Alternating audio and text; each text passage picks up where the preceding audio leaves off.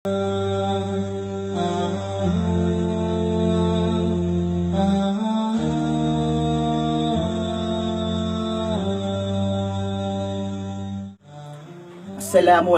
warahmatullahi ta'ala wabarakatuhu. Magandang araw po sa inyong lahat na nanonood sa aming programa ngayon. Ako nga pala ang makakasama niyo ngayon sa ating programa. Ako po ay si Jauhar O. Interino, the currently Vice President of Myro Undergrad NBU Chapter. Una sa lahat, ating pasalamatan ang Allah Subhanahu wa Ta'ala sa lahat-lahat ng biyayang binigay niya sa atin. And alhamdulillah for that.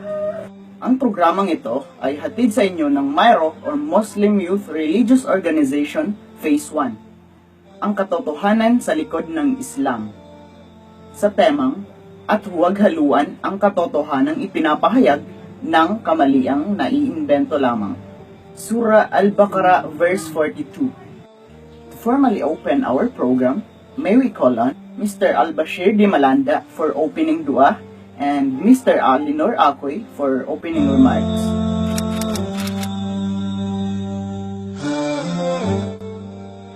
أعوذ بالله من الشيطان الرجيم بسم الله الرحمن الرحيم الحمد لله رب العالمين الرحمن الرحيم مالك يوم الدين إياك نعبد وإياك نستعين اهدنا الصراط المستقيم اهدنا الصراط المستقيم اهدنا الصراط المستقيم صراط الذين أنعمت عليهم غير المغضوب عليهم ولا الضالين آمين ربنا آتنا في الدنيا حسنة وفي الآخرة حسنة وقنا عذاب النار والحمد لله رب العالمين.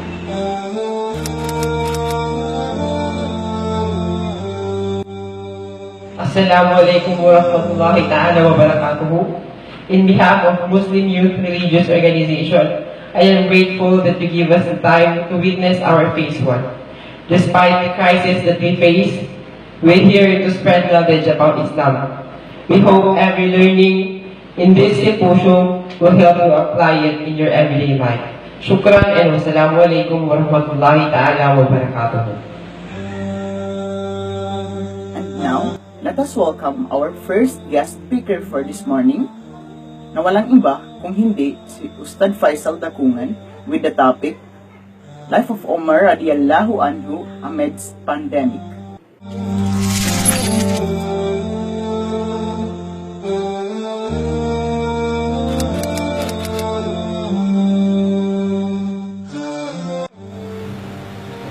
Bismillahirrahmanirrahim. Alhamdulillah Rabbil Alamin. Wassalatu wassalamu ala Rasulillah wa ba'd. Assalamualaikum warahmatullahi wabarakatuh. Alhamdulillah. Siyempre hindi na mawala-wala sa atin yung ating pasalamat sa pong may kapal Allah Subhanahu wa Ta'ala, gawa ng kanyang mga biyaya, mga pagpapala, habag sa kanyang mga nilalang, higit lalo sa mga sumasampalataya sa kanya, lalaki at babae. Siyempre pa, nagpapasalamat tayo sa kanya, gawa ng sa kabila ng mga suliranin na kinakaharap ng sangkatauhan sa kasalukuyan, ay binibigyan pa rin niya tayo ng pagkakataon na katulad nito na makapag-share tungkol sa mga kaalaman about Islam. Ako po ay hindi pa eksperto sa Islam. Ako po ay katulad din po ng mga karaniwan Muslim na nagsasalistik din po about Islam. Kung ano po yung aking maibahagi dito po sa programang ito, ito ay batay lamang po sa ating kakarampot na kaalaman at ako po ay may mungkahi na inuri po ito isang guni sa mas superior po na mga ulama o mga ustads na may kaalaman about Islam. Ang tatalakayan natin ngayon ay tungkol sa buhay ng ilan sa mga sahaba. Pag sinabi natin sahaba, literally, it's translated as companion or mga kasamahan ni Nabi Muhammad sallallahu alaihi wasallam. Tapos pag sinabi natin mga sahaba, ito yung mga kasamahan na nakita nila mismo, nakasalamuhan nila mismo, nakausap nila mismo si Nabi Muhammad sallallahu alaihi wasallam. So, marami po sila, libo o daang libo po ang dami nila. At ang kasama na po dito, syempre pa po, yung kanyang mga khulafa o Rashidin. Ito po yung mga naging, hindi naman po bilang kapalit niya bilang propeta, sapagkat hindi po sila po pwede propeta. Tanging si Nabi Muhammad sallallahu alaihi wasallam lamang ang propeta o sugo ng Allah. Subalit itong mga tao na ito na humanili bilang leader ng mga Muslim, pagkatapos mamaya pa ang ating Nabi na si Muhammad sallallahu alaihi wasallam. Ito po ay sina Abu Bakar, As-Siddiq, si Umar, si Uthman, Ali, at ang mga sumunod pa po ng mga khalifate. Subalit, dito po tayo ngayon mag-focus pansamantala dito po sa mga sahaba na ito na nakasama mismo ang ating Nabi Muhammad sallallahu alaihi wasallam. Ito po yung kagandahan po ng Islam. Gawa ng ang mga tao pong sinusunod na siya pong tinitingnan bilang modelo ng mga Muslim ay mga tao mismong nakasalamuha, nakita at naniwala sa mga aral o mga pangaral ni Nabi Muhammad sallallahu alaihi wasallam. Siyempre pa po, yung mga sumunod po ng mga ulama, ito po tinatawag natin mga salaf, doon lamang po sila nakabatay sa mga tao na nakita mismo ang Nabi, kung ano yung sinabi nila, nakita nila na ginawa ng Nabi, at ito ay nasusulat sa tinatawag natin mga hadith, at maging po sa Siratul Nabawiyya, at maging po sa Hayatus Sahaba, at marami pa po mga aklat na maaari po nating kuhanan ng reference, ng batayan tungkol po sa mga ginawa, o mga nagawa, o mga pangaral o aral ng ating Nabi Muhammad sallallahu alaihi wasallam. Alam po natin na itong si Umar radiyallahu an, isa sa mga taong kilala bilang matapang, bilang pagmagsalita, talagang dibdiban, Sa panahon po na hindi pa po siya Muslim, talagang kilala siya sa ganitong pag-uugali. Lalo-lalo na po na siya ay naging Muslim. Itong si Umar radiyallahu an ay ipinanganak po, katulad po ng mga sahaba, yung tinatawag na mga muhajirin, ipinanganak po sa Makkah. Accordingly, 13 taon makaraan yung tinatawag na Amul Fil. Kung hindi pong maalaala sa kwento ng kapanganakan ni Nabi Muhammad sallallahu alaihi wasallam, ay mayroong isang pinuno na nais niyang sakupin at sirain ang Kaaba sa Makkah. Siya po ay nagsama ng napakaraming mga mandirigma at elepante sa hangarin na masira nga po o mawasak ang Kaaba. Alam po natin na may nangyari pong milagro ng mga panahon na iyon nang dumating ang napakaraming ibon na may daladalang mga bato, at ito ay kanyang inuhulog, doon po sa mga mandirigma nito itong pinuno na ito na katawagin ay Abrahat, at sila po ay namatay dahil lang po sa mga bato na dala-dala ng mga ibon na galing kung saan. Gawa ito ng kagustuhan ng Allah subhanahu wa ta'ala upang ipagtanggol ang Kaaba na ginawa ng mga propeta na si Ibrahim o Abraham at ang kanyang anak na si Ismail alayhi salam. So, dahil doon, ang Kaaba hanggang ngayon ay nakikita pa rin nating nakatayo sa kabila po ng napakaraming pagtatangka na ito ay sirain, nabigo po sila. So, 13 taon makaraan ang pangyayari iyon nang ipinanganak si Umar ibn Khattab radiyallahu anhu. Sa mga record, sa history na naitala o sa mga naitalang ng mga Muslim historian tungkol sa pagkatao nitong si Umar ibn Khattab radiyallahu anhu, ay kilala siya, maski sa panahon na siya ay bata pa, na magaling pagdating sa pangangalaga ng mga hayop, katulad ng mga kamelyo, ng mga kambing, ng mga tupa, at iba pa po. Kaya lang, meron din po siyang hindi makakalimutang karanasan sa panahon na siya ay bata pa, sapagkat accordingly yung kanyang ama, hindi maganda yung pakikitungo sa kanya. So, dahil dito, namulat siya sa ganoong karanasan, pero nakatulong din naman ito sa kanya para mamuhay at magkaroon siya ng pagsusumikap na matuto at tumayo sa sariling paa. Ano ho? So, minsan pa nga, napadpad siya kasama yung kanyang mga kasamaan sa isang lugar na dati-dati sa panahon ng kanyang kabataan, kasama siya doon. Naalaanan niya kung paano yung ginagawang pagpapahirap sa kanyang ama. Yung, kung ano uri ng pagpapahirap, medyo kulang na po tayo sa oras kung ito po yung tatalakay natin. Ang importante lamang po, dumaan po siya sa panahon ng kanyang kabataan na kahit medyo nahirapan po siya, gawa ng hindi nga mabuting pakikitungo sa kanya ng kanyang ama.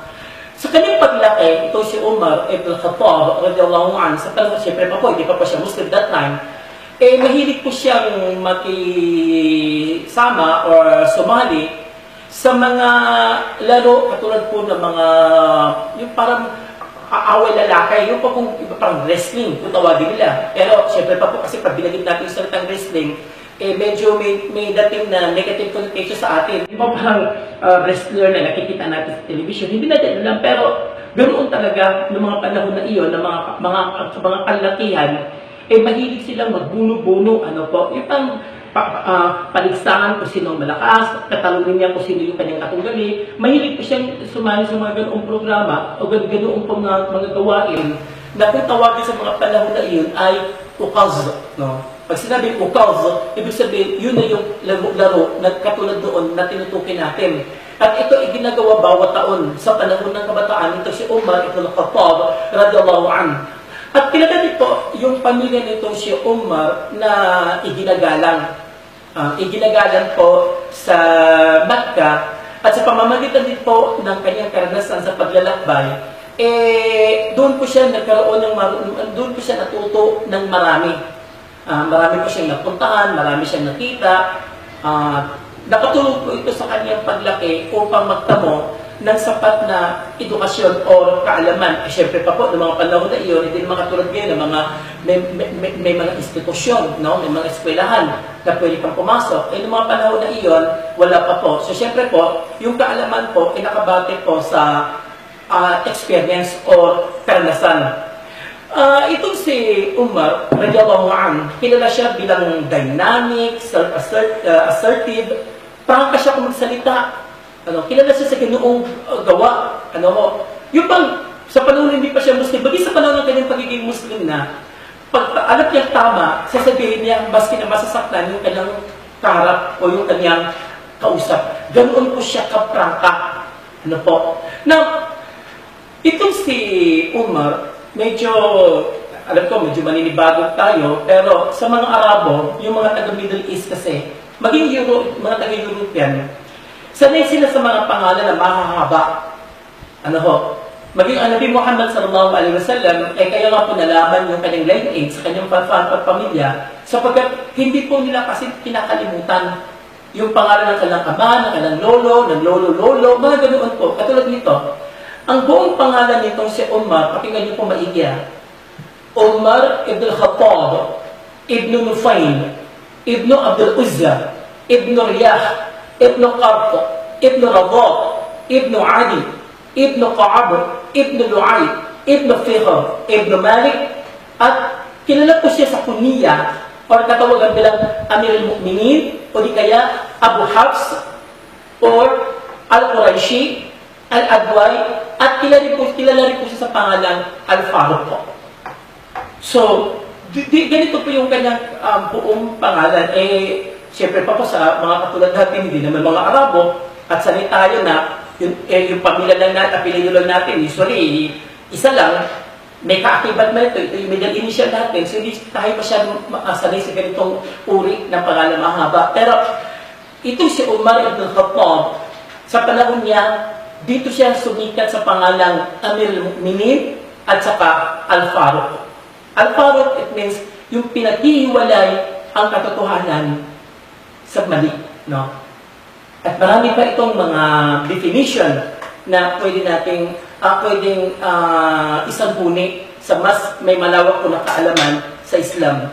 Now, ang pamilya nito si Umar radiyallahu anhu ay kilala, no, yung kanyang mga magulang, maging sa kanya, sa kanyang mga kamag-anak na madalas silang ma-involve sa pagsasaayos ng mga problema sa pagitan ng mga tribo, sa pagitan ng mga pamilya. So madalas pong ma-involve itong si Umar at ang kanyang pamilya sa ganitong uri ng pagsasaayos ng problema sa pagitan po ng mga tao na hindi nagkakasundo.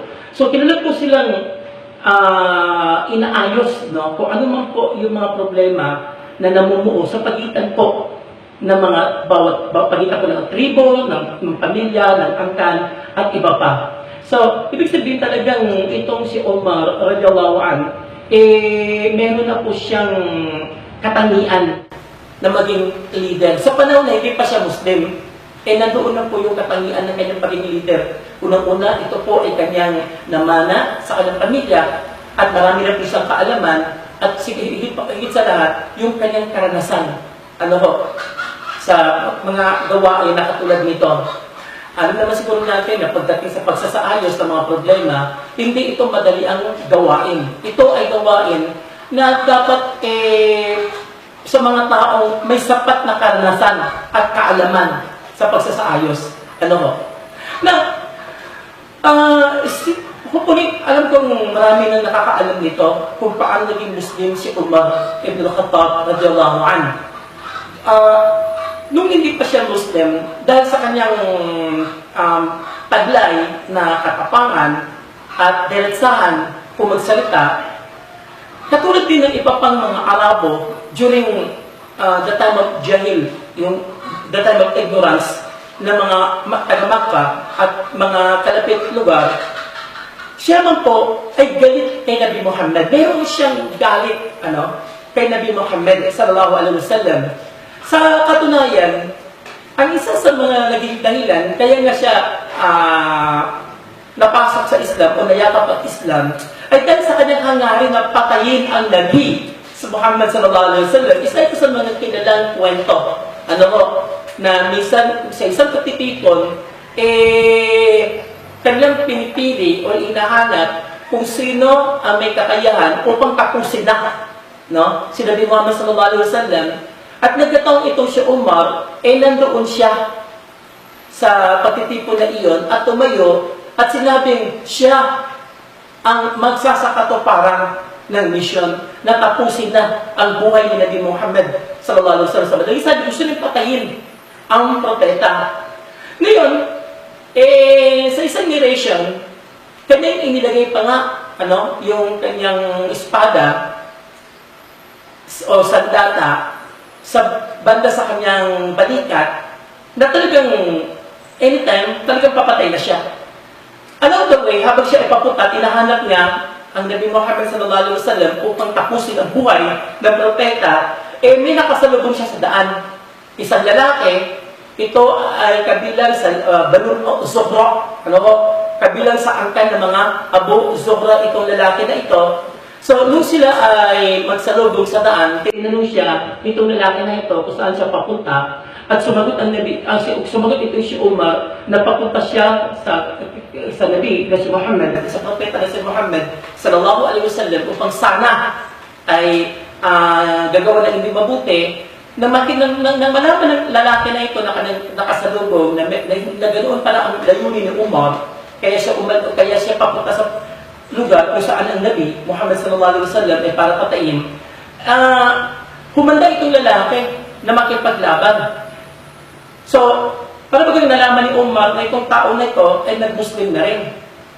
So, sinabi nung akto na maglalaban na sana sila, sinabi nitong lalaki na ito na kabilang sa angkan ng Abu Zuhra,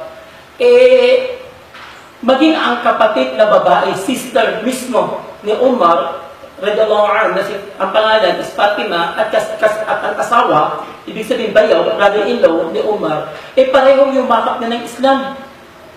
Aba, syempre pa po, kantakin nyo, papatayin mo ang isang tao na kinikilala mong kalaban, ano pat mismo kapatid mo, at brother-in-law mo, asawa ng lindong babae na ito, yumakap na pala sila sa Islam. So, dahil sa kanyang narinig, nalihis yung kanyang intention. Sa halip na makipag-away doon sa lalaki na kabilang sa ang kanyang Abu Zuhra, doon na lamang siya dumiretso sa bahay ng kanyang kapatid at asawa nito. To make this story short, nagkaroon sila ng pagtatalo and nasaktan niya ang kanyang kapatid. At sinabi ng kanyang kapatid na babae, yung kanyang sister, na kung ito lamang ang dahilan, kaya mo ako nasaktan dahil sa pagyakap ko sa Islam, hindi ka magtatagumpay sapagkat mas pipiliin pa namin ang mamatay kaysa tumalikod sa relihiyon na ito. So, ito ay bilang kapatid, marahil, umiral yung kapatiran at siguro nakonsensya, hindi lang ako sigurado, pero hinarap niya, kinausap ng mabuti yung kanyang kapatid. Ano pa, napansin nito na parang merong, kung tawagin sa Arabic, safha or page na parang may nasusulat doon at ito ay kanyang binasa sa isang narration. May kwento rin na nagsasabi na hindi hinayaan ng kanyang kapatid na babae na mahawakan ni Umar yung pahina na iyon at sinabi maligo ka muna, and then ginawa ito ni Umar accordingly sa isang kwento, naligo muna ito o binasa yung kanyang katawan at nang mabasa niya ang ayat na nasusulat doon tungkol sa kaisahan ng Allah subhanahu wa ta'ala, walang duda at at siya ay nag-Muslim na rin. Matakin nyo, ang kanyang layunin sana ay patayin ang propeta.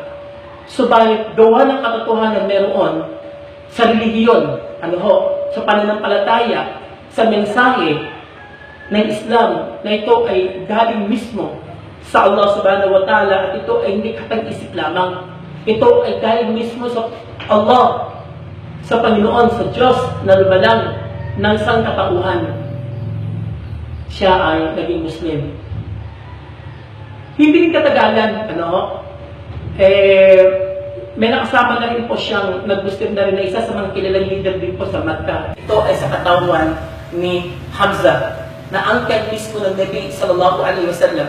So yun pong pagiging pag-Muslim o pagyakap sa Islam ni Umar at ilan sa mga kilalang leader ng mga taga-Makkah ay nakadagdag po ito sa puwersa, lakas ng mga Muslim. Sa katunayan, nangyari na rin po yung immigration o yung pong persecution or pagpapahirap sa mga Muslim sa Makkah. Umabot sa punto na ang mga Muslim ay nag-immigrate. Ang una, pumunta sila ng Abyssinia o Habasha, present day part ito ng Ethiopia. And then, yung pangalawa ng pangyayari na nga, yung makasaysayang hijra o paglalakbay ng mga Muslim from Makkah to Yathrib. Itong Yathrib, ito yung former name ng Madina. Bago ito naging Madina, kilala ito sa pangalang Yathrib. Siyempre pa po, karamihan po sa mga Muslim na lumilikas mula po sa Makkah ay patago. Kung minsan, gabi sila umaalis. Sa pangamba na kung sila ay makita o di kaya ay mahalata ng mga pagano, mga pagan doon sa Makkah, kung hindi man sila papatayin, tiyak masasaktan at ikukulong. Pero itong si Umar ibn al-Khattab radiyallahu anhu, nung siya ay lumikas, paalis ng Makkah, ginawa niya ito sa umaga. Hindi lang ako sigurado kung anong oras. Ang tiyak maliwanag, mayroong araw. At sinabi pa niya na kung sino man sa mga kaaway, mga katunggali, ang nais ay maulila ang kanyang mga anak o di kaya mabalo yung kanyang mga asawa, harapin siya sa daan. Wala pong nag-attempt, nagtangka na siya ay tigilan. So, umalis po siya na maliwanag po at nakitang-kita ng mga tao pero wala silang magawa sapagkat alam nila ang ugali nito si Umar radiyallahu anhu na sadyang matapang at magaling pagdating sa pagbuno, yung pag-aaway. So, ito po yung galing nature, maski sa panahon na di pa siya Muslim. Mabuti na lamang at nung siya naging Muslim, nagamit na po nito sa katotohanan. So, marami pong mga kwento tungkol kay Umar ibn al-Khattab radiyallahu anhu, pero gusto ko pong sa pagkakataon ito pumunta muna sandali, may kaugnayan po ito kay Umar ibn Khattab at sa ating kasalukuyang sitwasyon. Sapagkat hindi lingid sa ating kaalaman na sa panahon mismo ni Umar at iba pang mga sahaba, may nangyari na rin pong plague, tawagin. Ito po yung, katulad po sa panahon ngayon, dati-dati ako, mas aware ako sa salitang epidemic, no? Pero, hindi ko rin katulad, siguro, lahat na tayo, hindi rin natin sukat akalaan sa panahon natin, hindi lang pala epidemic, pandemic pa man din. At lahat tayo, sa totoo lang, affected dito. Well, before we begin doon sa pangyayari iyon, dudugtugan ko lang sandali yung kwento. Nang mamatay na ang Nabi Muhammad sallallahu alaihi wasallam, gawa ng tapang na mayroong taglay, itong si Umar, parang hindi siya makapaniwala na wala na nga ang propeta sallallahu alaihi wasallam. At nasabi niya na ang sinumang magsasabi na namatay na ang propeta, ito daw ay kanyang pupugutan ng ulo. So lahat tahimik, mahirap pagsabihan yung taong ganoon. At baka mamaya, ikaw ang balingan ng kanyang galit. So wala pong ninuman na nagtangka po magsabi. Ang tanging may kakayahan lamang, naglakas loob na nagsabi nito, ay si Abu Bakar radiyallahu anhu. At sinabi ni Abu Bakar, Ya Umar, tandaan mo maigi, kung sino man ang sasamba sa Allah, ang Allah ay buhay. At ang sino man ang sasamba kay Muhammad, nandiyan si Muhammad, wala nang buhay ang kanyang katawan. At marami pang karugtong na sinabi. Alam natin, may mga narration tayo. Hindi ko na kailangan pang hanapan o bagutin ditong reference. I'm sure marami sa atin ang nakakarinig sa kwento na ito. At yun ang tumatak sa puso ni Omar at natagap na rin niya na wala na nga sa mundo ang Nabi na si Muhammad sallallahu alaihi wasallam. Bagamat ang kanyang katawang lupa ay wala na, pero ang kanyang mga aral ay buhay na buhay. At hanggang sa ating panahon, ito ay ating naririnig. At na isa sa katuparan bilang Muslim. Now let's go, papunta na tayo ngayon sa panahon ng epek ng pandemic. Ito po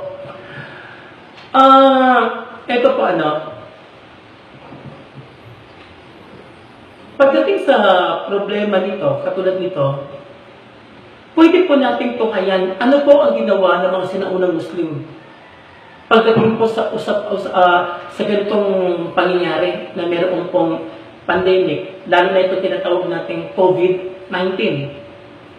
So, ilang buwan din pong hanggang sa kasalukuyan, dumadaan po tayo sa ganitong pagsubok.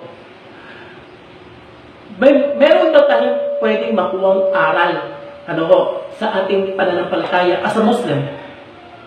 Bate na rin po sa karanasan na naganap sa panahon ng mga sahaba. Alalahanin po natin ang Allah sinabi niya po sa Quran, Kullu nafsin za'iqatul maut, ang lahat ng buhay o may buhay dadaan sa kamatayan.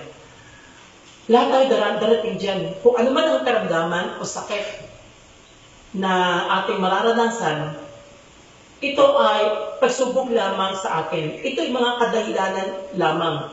Alalahanin po natin, maging po ang mga propeta, sila man po, iyumao rin po.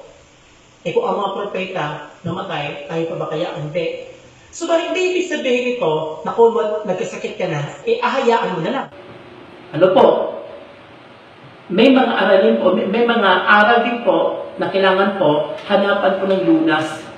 Hanapan po ng solusyon or gamot. Ano man po ang problema o sakit na mararanasan natin.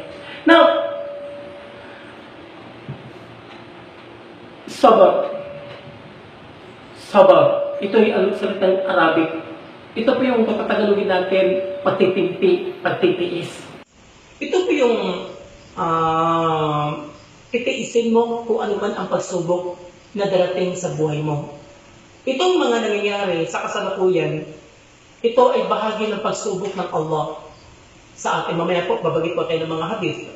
Pero unahin po natin siyempre pa po, pagdating sa sabar, ano yung mga sinabi ng Allah subhanahu wa ta'ala. Katulad po ng ating matutunan sa Surah Luqman, ayat 17. Dito sinabi ng Allah, "Wasbir ala ma asabak." Be patient over what befalls you. So magtiis. Diba? Kung ano man ang mga pagsubok na darating sa iyong buhay. Aminado po tayo na madali pong magsabi, sabar, magtiis ka, huwag kang lumaban. Napakadali po sabihin ito, pero aminado naman po talaga tayo na may mga pagkakataon din na medyo may kahirapan.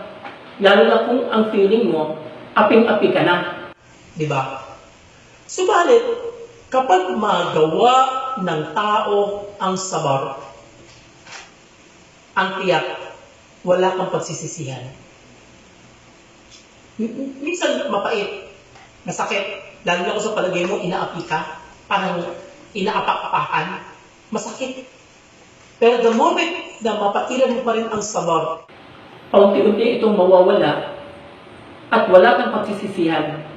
Pero yung taong umaapi, yung taong gumagawa ng kalokohan, yung mga taong gumagawa ng hindi mabuti laban sa palagay nila, pwede lang apihin, itong mga tao na ito, tiyak may pagsisisihan pagkatapos ng gawin ang kalokohan. So, piliin na natin, saan ba mas mabuti? Doon tayo sa may pagsisisihan o doon sa wala? Ang Allah subhanahu wa ta'ala ang siyang magkakaloob sa atin ng gantimpala, hindi po ng tao. So, ulitin ko, sabi ng Allah, "Wasbir ala ma asabak." So, magtimpi, magtiis, magsabaw sa anumang uri ng pagsubok na darating sa ating buhay. Sa ibang ayat ng Quran, ating matutunan sa Al-Baqarah, chapter 2, verse 28286, sinabi ng Allah, "La yukallifu Allahu nafsan illa us'aha." Allah does not burden a soul beyond that it can bear. No. So, ang Allah subhanahu wa ta'ala kailanman, hindi niya bibigyan ang kanyang mga nilalang, ang kanyang mga alipin, ang kanyang mga nilikha ng mga bagay o mga pagsubok na hindi nila kakalanin. Katulad din ba po, nung panahon na tayo ay nasa school o nasa eskwelahan, tinuruan na tayo ng ating mga professor, ng ating mga ustads, ng ilang buwan. How come, pagkatapos kang turuan, bibigyan ka ng exam? Para saan? Natuto ka na. Bakit kailangan ka na mapabigyan ng exam? Diba? Minsan sa panahon natin, binabayaran pa natin ito, yung exam. Ito yung tinatawag natin tuition. No? Babayaran natin ito. Para ano? Kami natutunan ka na sila din na nagturo, bakit bigyan ka pa nila ng pagsubok? Alam natin na kailangan gawin ito upang sila ay makatiyak yung ating mga professor, yung mga nagturo sa atin na talagang tayo ay mayroong natutunan. Hindi ko sinasabing ang Allah katulad ng mga professor. Hindi ko sinasabing ang Allah katulad ng mga ustads. Subalit ang Allah subhanahu wa ta'ala, mismo sa Quran, napakaraming ayat na matutunghayan, bibigyan niya ng pagsubok ang kanyang mga alipin. At ang pagsubok na ibibigay rin sa kanyang mga alipin, batay na rin sa kanyang kakayahan. Ang kailangan lamang magkaroon tayo ng pananampalataya o lakat-takad na pananampalataya nang sa ganoon, maski na nararanasan natin kung ano man ang mga pagsubok na ito, katulad ngayon, ang daming dumadanas ng krisis, ang daming nawala ng trabaho, ang daming nagkakautang. Minsan, sa dami ng utang, wala ka namang utangan, lalapitin ka pa ng iba para utangan. Naman. Alam naman siguro sa panahon natin, hindi na halos bago sa atin yung mga balita na may mga nagpapakamatay. Gawa ng hirap sa buhay sa panahon ngayon. Hopefully huwag mo saan mangyari ito, no? Pero ang sinasabi ko lang dito, nangyari. At sana mapigilan na ito, no? Ang kailangan natin sabar, magtiis tayo. Sa ibang ayat ng Quran, dito sinabi ng Allah, "Wasbir fa inna Allah la yudhi'u ajra al-muhsinin." Be patient in adversity, for verily Allah will not let the reward of the righteous be wasted. No? So, magsabar, be patient, sabar, magtimpi, magtiis. Sapagkat ang Allah subhanahu wa ta'ala hindi nagagawin na yung reward na ilalaan para sa iyo ay masasayang. Titiyakin niya ang rewards talaga mapupunta sa iyo gawa ng iyong ginawa na sabar. Ito matutunan sa Surah Al-Baqarah, ayat 115. Sa ibang ayat ng Quran, at ito matutunan sa Surah Al-Baqarah, ayat 153, sinabi ng Allah subhanahu wa ta'ala, Ya ayyuhalladhina amanu ista'inu bis-sabri was-salah, inna Allaha ma'as sabirin. All you who believe, seek help through patience and prayers. Surely Allah is with those who are patient. Dito Allah subhanahu wa ta'ala, dadalawa yung kanyang kumbaga, rules na sinabi. Humingi tayo sa Allah subhanahu wa ta'ala ng tulong sa pamamagitan una ng sabar at salah, panalangin, dua or sambayan. Kung magsambayan ka, kailangan dito matututunan mo yung sabar. At dito tayo umihingi ng tulong sa Allah subhanahu wa ta'ala sapagkat ang Allah, kanyang tiniyak na siya ay sumasa kanila na mga may sabar. Inna Allah ma'as sabirin. Sa ibang ayat ng Allah, at ito'y matutunghayan sa Surah Al-Imran, ayat 200. Dito ang Allah ay nagsabi, Ya ayyuhalladhina amanu isbiru wa sabiru wa rabitu wattaqullaha la'allakum tuflihun. O you who have believed, persevere and endure and remain patient and fear Allah that you may be successful. Dito Allah subhanahu wa ta'ala tinawag niyo yung mga sumasampalataya, yung mga tao may pananampalataya. At kanyang sinabi, isbiru, magsabar kayo. Wasabiru, at magsabar kayo sa bawat isa. Warabitu, at magbigay kayo ng tulong at sa bawat isa. Magsuportahan kayo, magtulungan kayo, ay sa patisoon. At matakot kayo sa Allah subhanahu wa ta'ala, tiyak dyan kayo ay magtatagumpay. Dito naman, sa hadith, pagdating naman sa plague, itong mga pandemic na nangyayari, alam niyo ba na during the time ng mga sahaba, nangyari na rin po ang isang,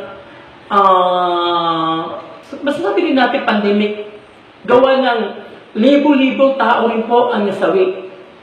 Sa panahon na iyon, tinatawag itong taon. Kung sa ating panahon ngayon, mayroong tinatawag na COVID-19, noong mga panahon na iyon, tinatawag din, meron din sila natawagan dito sa Arabic, at ang tawag dito is taon. So ito ay nakakamatay rin na virus at marami ang na-infect ng sakit na ito, ng virus na ito, na naging sanhi ng pagkamatay ng libo-libong tao. Ang Nabi Muhammad sallallahu alaihi wasallam siya ay nabigyan ng advice at yun ay sinabi, إذا سمعتم بالطاعون بالأرض فلا تدخلوها وإذا وقع بالأرض وأنتم بها فلا تخرجوا منها. رواه البخاري. Dito sinabi ng Nabi sallallahu alaihi wasallam, kapag inyong marinig, mabalitaan, malaman ang sakit na kung tawagin ang taon o virus sa lupa, ito ay lumalaganap o lalaganap. Kung alam niyo ang lugar na iyon ay mayroong ganitong uri ng sakit, fala tadkhuluha, sabi ng Nabi sallallahu alaihi wasallam. Huwag kayong pumunta sa lugar na iyon, huwag kayong pumasok sa lugar na iyon. Is sentido común. Alam mo may virus na kumakalat, lumalaganap sa lugar na iyon. Kaya dapat mong gawin, umiwas ka. Alam mo na nga meron. Bakit ka pa pupunta doon? Napaka-common sense na aral, di po ba? Katulad po sa ating panahon ngayon, marami po sa atin ang medyo nagpuna, nagalit, lalo na po sa panahon ng ECQ, di po ba? Kung saan tayo ay namalagi sa ating kabahayan. Tayo ay nakapiling natin ng ating mga pamilya at hindi tayo pinapayagan, pinapahintulutan lumabas ng bahay. Last Ramadan po, ito malapit na naman po Ramadan. Siguro, sariwang-sariwang pa po sa ating kaisipan. Ako, personally, katulad din ninyo, wala sa isipan ko rin na mangyayari ito sa ating panahon. Mantakin nyo o natin ang mga masjid, pinagbabawalan ng sambayan ng jamaah, ng congregation. nakasanayan natin iyon sa maraming panahon, sa mahabang panahon, sa maraming taon. Sa kauna-unahang pagkakataon, ang mga masjid empty. Wala rin po sa isipan, maging ng mga ulama, kaya yung iba nakakalungkot isipin kung bakit parabagang hinahatulan na nila ang mga ustad sa mga ulama, bakit nila pinapahintulutan ang ganito, bakit nila ginagawa ang ganito, bakit nila hinahayaan na ang mga masjid ay walang magsambayang. Unang-una po, hindi naman sa pinagtanggol ko ang mga ulama o ng mga ustads, pero sa panahon na wala pang pandemic, meron na ba tayong narinig na ustads, alim, o mga ulama na nagsabi sa panahon na wala pa pang pandemic na pwede magsambayang sa bahay ng jama at hindi na kayo magpunta ng masjid? Meron po ba? Pagdating sa social distancing, ng staff, yung ating hanay, meron po ba tayong naalaala na ustad na nagsabi na, okay, kung magsambahin tayo, pwede man tayo maghiwa-hiwalay? And so forth and so on. Alam natin wala. Kung meron pong hindi sasakayon in the first place ng social distancing sa loob ng masjid, ang hindi pagpapahintulot sa pagsambahin ng jamaah sa loob ng masjid, unang-una po mga ustads, ang mga ulama natin. Pero wala sa kanilang kontrol ang mga nangyayari.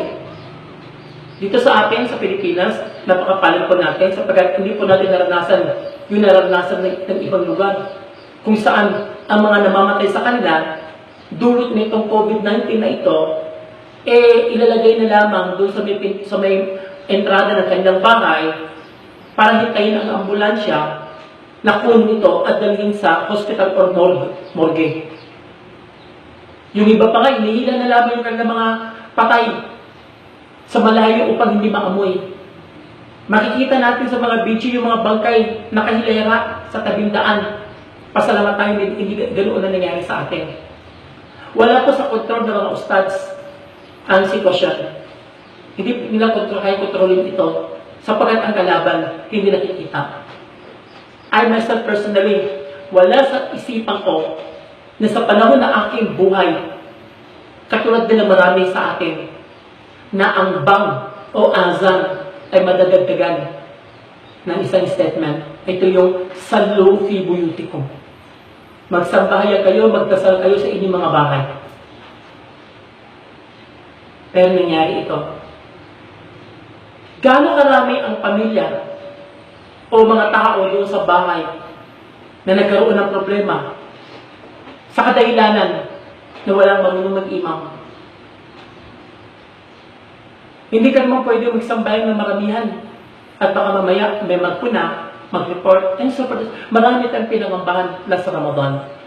Ito ay dulot ng pandemic at hanggang sa panahon na itong pagsasalita ko rito, nandoon pa rin ang pangamba.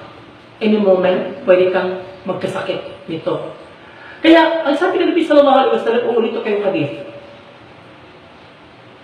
إذا سمعتم بالطاعون بالأرض فلا تدخلوها وإذا وقع بأرض وأنتم بها فلا تخرجوا منها.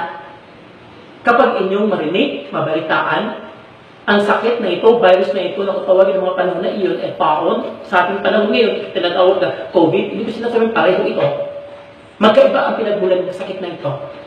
Pero epidemic pa rin, or epidemic or pandemic, anuman, kung mabalitaan mo na meron ito sa isang lugar, tayo pinagbabawalan ng Nabi sallallahu alaihi wasallam na pumunta sa lugar na iyon. At kung sakali na tayo ay nandoon sa lugar na iyon, hanggat maaari, huwag ka munang lumabas. Kaya, yung pangyayari na pinagbabawalan tayo, na huwag mo namang magtipon-tipon, magsambayan ng jamaah sa mga masjid, ito po ay hindi labag sa Islam. Bakit? Meron pong pinangangambahan. Pinangangambahan sakit na hindi po nakikita ng karaniwang mata. Alam niyo po, ang Nabi sallallahu alaihi wasallam, gawa ng kanyang, yung kanyang kaalaman ay hindi ito gawa o galing lamang sa kanya, kundi ito ay revelasyon, wahi. Ang Nabi sallallahu alaihi wasallam, mayroong sinabi, at sinabi ng لا تمانين أحدكم الموت من ظهر أصابه فإن كان لابد فاعلا فليقل اللهم أحيني ما كانت الحياة خيرا لي وتوفني إن كانت الوفاة خيرا لي. متفق عليه. Dito sinabi ni Nabi sallallahu alaihi wasallam, tingnan niyo maigi itong hadith na ito. Sinabi ni Nabi sallallahu alaihi wasallam, huwag na huwag mag-angat, mangarap, humiling, ang isa sa inyo na kamatayan. Tayong pinagpatuwanan, humingi, o Allah, patayin mo ako. Kaya sa Islam, isang malaking kasalanan ang pagpapakamatay. Kaya nakatulong ang pananampalataya na ito. Hindi tayo katulad ng iba na kung tawagin na harikiri, honorable suicide. Walang ganoon sa Islam. Ang pagpapakamatay ay kinikilalang malaking kasalanan sa Islam. Dito sinabi ni Nabi sallallahu alaihi wasallam, huwag kayong humiling nito. Maski na ang tao ay bedridden, ibig sabihin may malubhang karamdaman. Hindi mo pa rin pwedeng, ya Allah, patayin mo na ako, hirap na ako. So, bakit ang Nabi sallallahu alaihi wasallam kanyang sinabi at itinuro ang isang dua, hopefully itanong nyo ito sa mga may mga kaalaman sa Islam, sinabi, Allahumma ahyini ma kanat al-hayatu khayran li. Kung tagalogin natin, sinabi, Ya Allah, aking Panginoon, buhayin niyo po ako kung ang buhay para sa akin ay makakabuti. Wa tawaffani in kanat al-wafatu khayran li. Tapusin niyo po ang aking buhay kung ang makakabuti sa akin ang mamatay. Ito napakasimple. Hinihiling mo sa Allah, kung ang makakabuti ay buhay, bubuhayin ka niya. Kung ang makakabuti ay kamatayan, ang Allah ang mayroon lamang karapatan na magkaloob nito, hindi tayo. Alalahanin natin, ang buhay meron sa atin, ito ay once lamang. Ipagkakaloob dito sa mundo, hindi natin ito pwedeng sayangin. Alam niyo po, ito pong mga sakit na katulad nito, as long as may pananampalataya tayo sa Allah, at sinusunod natin yung kanyang mga aral. Sa isang hadith na naisalaysay ni Aisha, zawj Nabi sallallahu alaihi wasallam, annaha akhbaratna annaha sa'alat Rasul sallallahu alaihi wasallam an ta'un.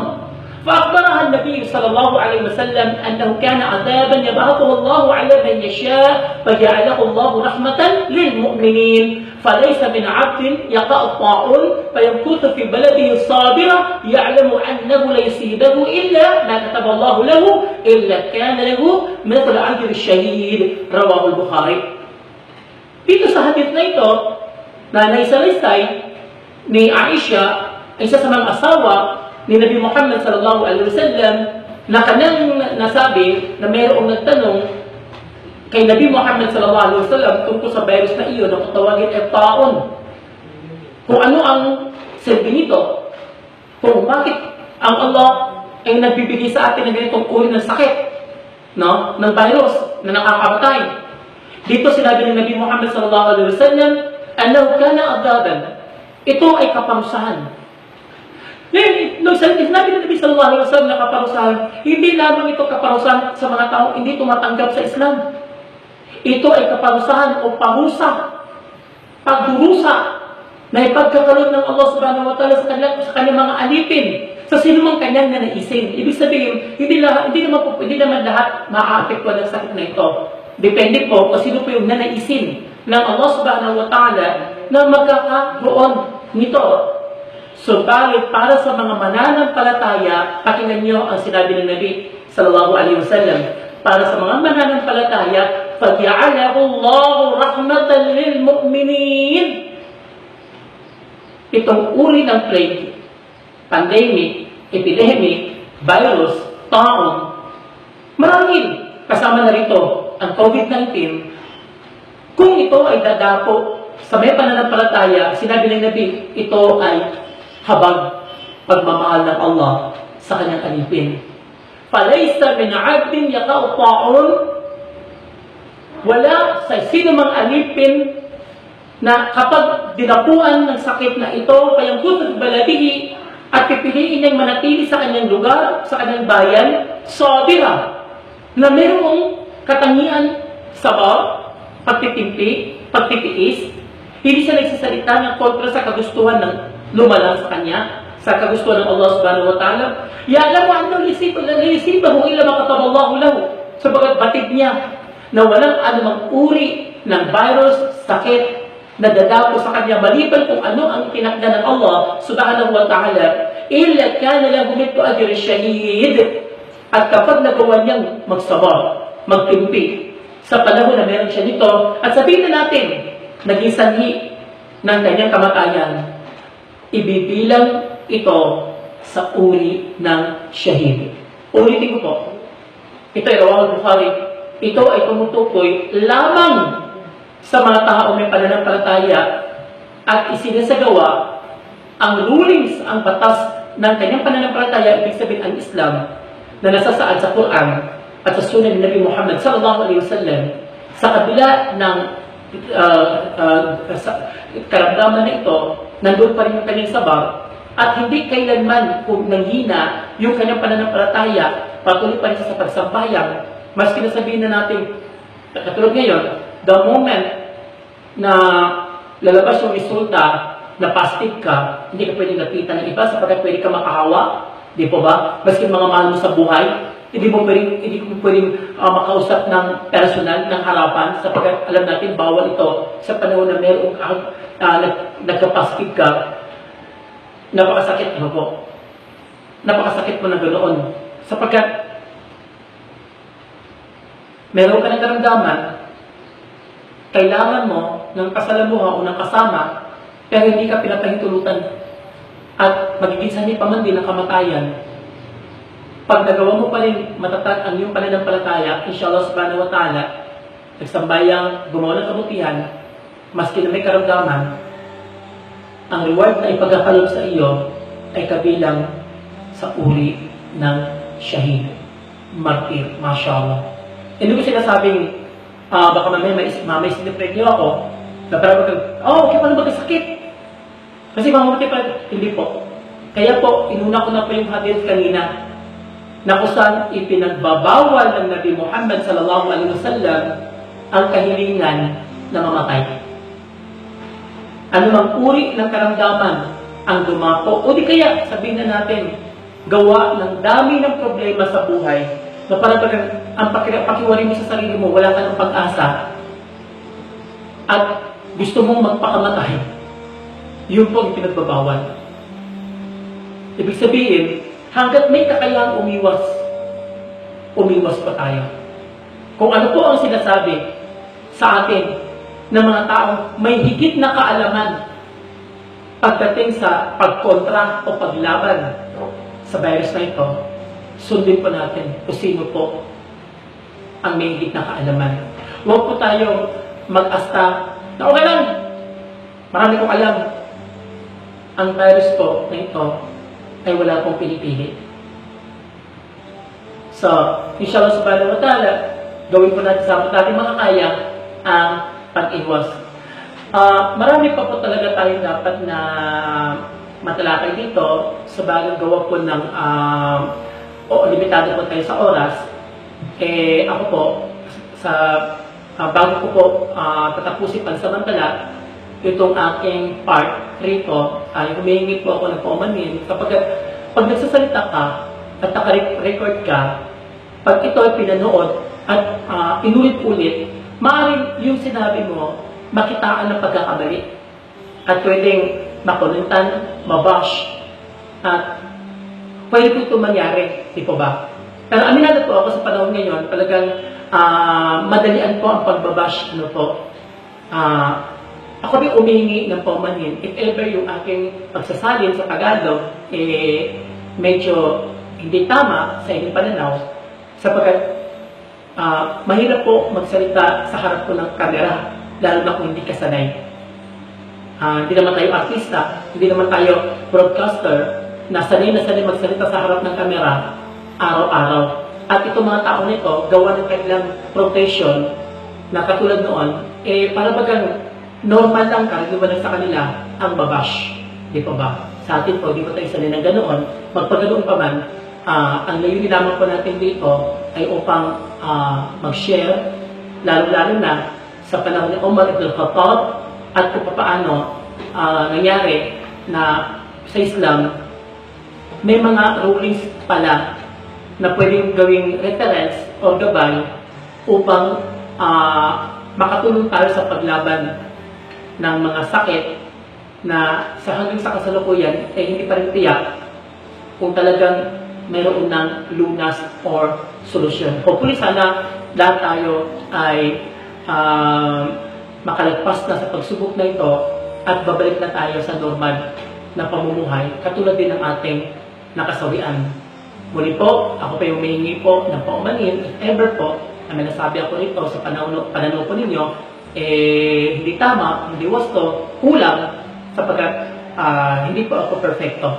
At ako'y katulad ninyo, naniniwala dito sa Allah subhanahu wa ta'ala na siyang tanging perfecto. Lalo-lalo na po sa mga da'i na eksperto po sa salitang Tagalog. Hanggang dito na lamang po sandali. Wassalamualaikum warahmatullahi wabarakatuh.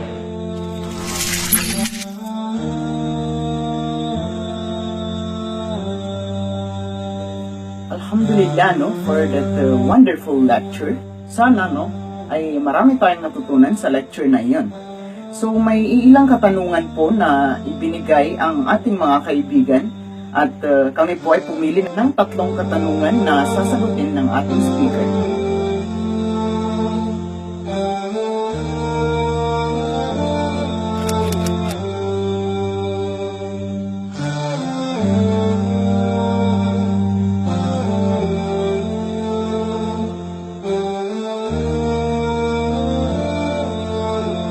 Bismillah, wassalatu wassalamu ala rasulillah, wa ba'd. Meron na po tayong mga bagay na nais linawin. Unang-una po, kapag pa may pandemya, nangangahulugan po ba na kung sino man po yung naapektuhan, infected ng pandemic na ito, ibig sabihin po ba sila ay nagkasala sa Allah subhanahu wa ta'ala? Unang-una po, tanging Allah subhanahu wa ta'ala lamang ang hindi na nakakaalam kung ang ginawa ng kanyang alipin ay kasalanan.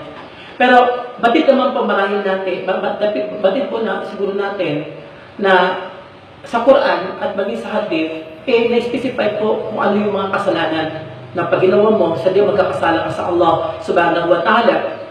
Hindi porket ang tao pag naapektuhan or nakakaranas ng hirap dulot ng pandemya ay meron agad kasalanan sa Allah. Unang-una po, sa panahon natin ngayon, ewan ko lang ho, katulad, including myself, ewan ko lang ho, sa panahon ngayon, kung meron bang masasabi na sa kanang buhay niya hindi nakagawa ng kasalanan?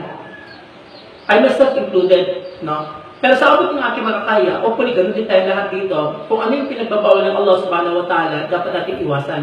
So, maapektuhan man tayo ng pandemic o hindi, piyak tayo, may kasalanan. Kaya ang dapat gawin natin ang humingi ng kapatawaran sa Allah subhanahu wa ta'ala. At tayo guminazam, kamanazambala. Kapag hingi tayo ng kapatawaran sa Allah, tayo napatawad, para bagang wala na tayong kasalanan. Ano ho? So, tayo po, Habibur Rahman, ang mga taong mahilig humingi ng kapatawaran sa Allah subhanahu wa ta'ala, sila'y minamahal ng Allah subhanahu wa ta'ala. So, nasa sa tao po yan. Kung siya ay nagkasala, o yung kasalanan niya sadyang malaki or maliit. Pero, kung tingnan po natin yung hadith ng Nabi sallallahu alaihi wasallam, kung sino man dadapuan, as long as may pananampalataya, nagsasambayan, gumagawa ng kabutihan, umiiwas ng kasalanan, kung ano may yung sakit na dadapo sa kanya, ito'y palatandaan ng pagmamahal ng Allah sa kanya. At kapag patuloy siya sa pagtitimpi, sa kabila ng hirap na kanyang nararanasan at gumagawa pa rin sa nakabutihan, sabot na kanyang makakaya, mabibilang siya sa kategoryang shahid. So, ang Allah nakakaalam.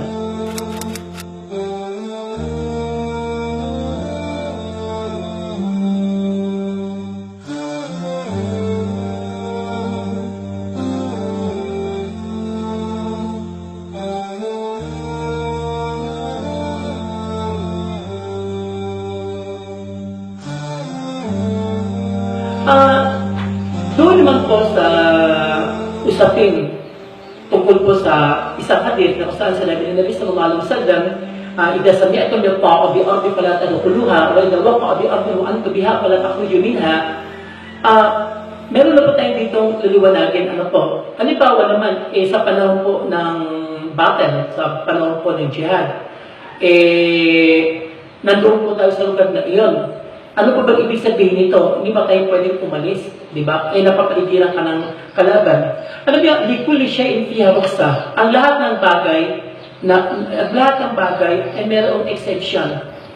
Kung tayo, yung buhay natin ay nasa bingit ng kamatayan, mayroong challenge, mayroong hamon, mayroong banta, sa buhay natin. Ibang usapin na iyon. Kailangan umiwas ka, kailangan gumawa ka ng paraan para makaiwas ka. Di ko ba? Natalakit rin po natin na yung hadith na sinabi ng Nabi sallallahu alaihi wasallam kanina, na hindi pwedeng hilingin ng isa sa atin ang kamatayan. So, ibig sabihin, tayo tinuturuan para umiwas sa mga bagay na magdulot sa atin ng kapahamakan. Higit lalo kung na-expose ka na sa mga tao galit sa iyo at pwede kang masaktan. So, pwede tayong umiwas, no? Hindi tayo pinagpapawalan umiwas sa ganoong pagkakataon. So, kapag ulitin ko, may banta sa ating seguridad, sa ating buhay, at hindi naman dahil sa pinag-usapan dito, kundi kakayahan ng tao na pwede kang saktan, pwede kang umalis sa lugar na iyon kung may banta sa buhay mo. Dahil pwede kang saktan ng kapwa mo tao. Dahil ang tao na kalaban, nakikita. Diba? Maski magtago pa iyan, at least tao rin yan katulad mo. Kung ang virus naman, ang virus ba pwede humawak ng armas, ng espada para saktan ka? Hindi. Ito ay pwede makapasok sa ating katawan at tayo ay magkasakit at pwede mauwi sa kamatayan. Sa pagkakataon na katulad noon, kung tao ng pinag-uusapan at hindi virus, dapat gumawa ng paraan para makaiwas, no? Dahil pinagpabawal din na para magbubulot at kang mamamatay. Diba? So, hindi pa mabuti yung ganoon. So, ito po ay pwede po natin ikonsulta po sa mga higit na nakakaalam. Ito po, yung aking po mga katugunan dito ay power sharing lamang po at pwede po tayong sumagbunit sa mga may superior na kaalaman sa Islam.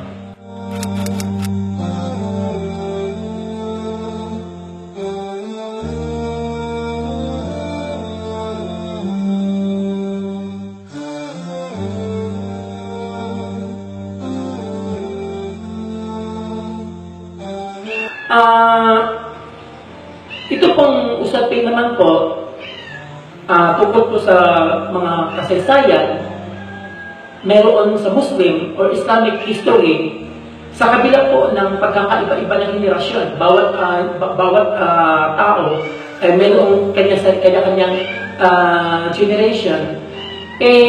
Meron pong iba't ibang kapamaraan ang Allah subhanahu wa ta'ala, mga kadahilanan kung bakit tayo ay binubuhay sa ganitong panahon, kung bakit sila nabuhay sa ganitong panahon, ang Allah ay mayroong kadahilanan. Tayo po ay kabilang sa umat ng Nabi Muhammad sallallahu alaihi wasallam.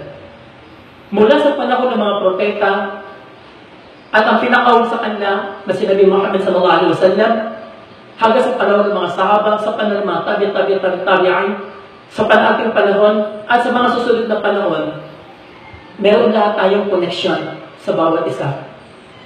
At ang connection na ito ay ang pagkakaroon ng pananampalataya at pagsasabuhay sa mga batas ng Allah at pag-iwas sa kanyang ipinagbabawal sapagkat ang batas ng Allah ay magpapatuloy hanggang sa Yawmul Qiyamah, hanggang sa pagsapit ng araw ng paghuhukom. Meron tayong obligasyong isinasabuhay. At ang obligasyon na ito ay obligasyon ng mga nauna sa atin, obligasyon natin sa ating panahon, at obligasyon ka rin ng mga tao sa hinaharap in the future. So, inshallah subhanahu wa ta'ala, mapanatili natin yung ating katatagan, ang ating pananampalataya, at yung ating sabar. Lalo sa panahon na mayroong pandemic, sama-sama tayo sa pagdua, panalangin, na inshallah subhanahu wa ta'ala, babalik tayo sa lalong madaling panahon sa normal na pamumuhay na nakasanayan natin. Pero, kung ano man ang ating naranasan sa panahon na mayroong pandemic, ang tiyak ito ay mayroong aral na natutunan. At kung ano man ang aral na iyon natutunan na iyon, bawat isa sa atin, nasa sa atin na ito, kung paano natin ito tatanggapin, at kung paano natin ito susolusyonan, at kung paano natin ito gawa ng paraan na hindi tayo maapektuhan, higit lalo yung ating pananampalataya sapagkat alam natin ang lahat na nangyayari, ito ay naaayon sa kagustuhan ng Allah, yung qadr na ibinigay niya sa atin. Wala tayong karapatan para tanungin ng Allah sa qadr na ito. Pwede tayong humiling sa Allah subhanahu wa ta'ala, pero nasa sa Allah subhanahu wa ta'ala pa rin ang desisyon, ang pasya, kung ano ang kanyang nais sa akin. Ang tiyak, ang Allah subhanahu wa ta'ala, kung ano ang nais niya sa akin, ito ay para rin sa ating kabutihan. Allahu a'lam. Wassalamu alaikum warahmatullahi wabarakatuh. Alhamdulillah, alhamdulillah, alhamdulillah. Sana po ay nasagot ang inyong mga katanungan. At ngayon, kami naman po ang magtatanong sa inyo. Kami po ay may 2 katanungan. At guess what? May ipapamigay po kaming load na papremyo sa mga mauunang sasagot sa aming katanungan. So, paunahan po ito ng pagsagot. Kung sino po ang mauuna, yun po ang mananalo.